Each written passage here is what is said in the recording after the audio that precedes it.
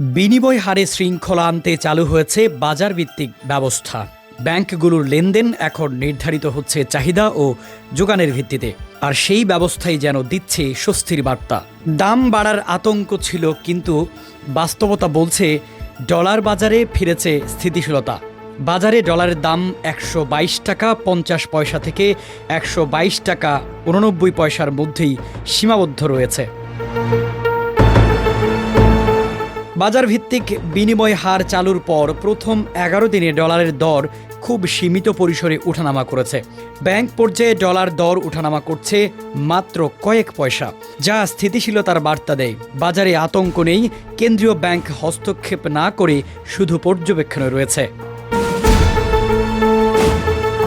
বিশ্বব্যাংকের অর্থনীতিবিদ এবং খোলাবাজার পর্যবেক্ষকরা বলছেন কারসাজির সুযোগ কমেছে, ডলার পাচারও নিয়ন্ত্রণে আসছে, ফলে ধীরে ধীরে বাড়ছে বাজার ভিত্তিক ব্যবস্থার উপর আস্থা।